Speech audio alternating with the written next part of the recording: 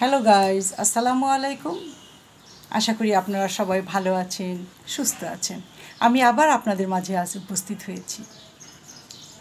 হয়েছি। সবাই পৃথিবীতে বেঁচে থাকতে চায়, সুন্দরভাবে, সুখে, শান্তিতে সবাই পৃথিবীতে বেঁচে থাকতে চায়। মানুষ অনেক আশা করে, কিন্তু কতজনের আশা সফল হয়?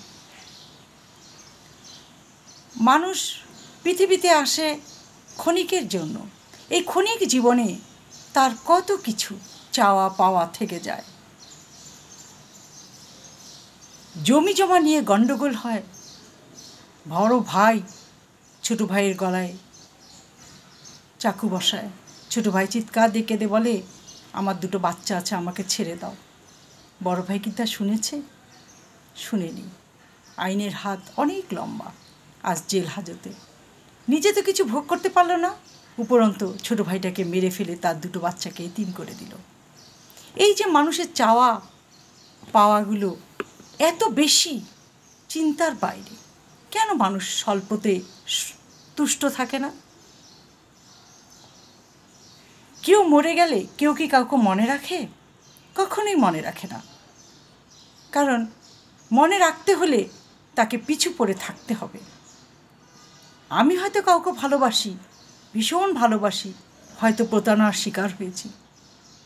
আমি ভাবলাম আমি আত্মহত্যা করব, আমি মরে যাব, সারা জীবন আমাকে নিয়ে কাঁদবে। মোটেও না। সে কী করবে? আর একজন ভালোবাসার মানুষকে খুঁজে নিবে, তার রাস্তার মোড় ঘুরিয়ে দিবে, ভুলে যাবে সে অতীতকে। আমি সেদিন কার মুখে যেন একটু কথা শুনেছি, গল্প করছিল সে, যে তাদের পাশের ফ্ল্যাটে এক ছেলে তার বান্ধবীর সাথে সারা রাত ঝগড়া করে বলছে, ঠিক আছে, তুমি কালকে আমার মৃত্যুর সংবাদ শুনবে।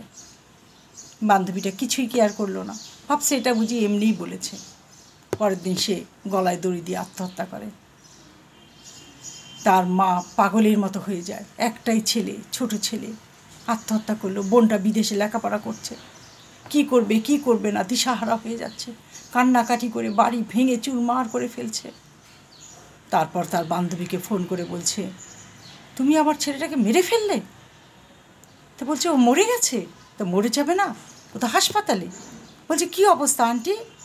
বলছে, সে মৃত্যুর সাথে পাঞ্জা লড়ছে, ডাক্তার ওকে মৃত্যু ঘোষণা করছে। সঙ্গে সঙ্গে মেয়েটা তার মোবাইলের সুইচ বন্ধ করে দিল, যেন তারা আর তার সাথে যোগাযোগ করতে না পারে। এই তো জীবন। কাজেই পৃথিবীটা এত সুন্দর, এত সুখের নয় যদি নিজেরাই সুখী না মনে করি। আমার সাথে তার ঝগড়া হয়েছে, প্রতারণা করেছে, আমি মরে গেলে তো সবই শেষ, আমি ঘুরে দাঁড়াই, ভালোবাসা এমনি এসে ধরা দেবে। তাই বলছি, ভুল করে কখনো এমন কোনো সিদ্ধান্ত নিয়ে বসো না যা জীবনটাকে শেষ করে দেয়। বাবা মা একটা সন্তান জন্ম দিতে অনেক কষ্ট করে, মানুষ করতে আরও বেশি কষ্ট করে। আর সেই কষ্টের মধ্যে যদি আমরা আরও কষ্ট দিই, এই বাবা মাগুলো কী করবে বলতে পারো? সাবধান হয়ে যাও, সাবধানের কোনো মান নেই।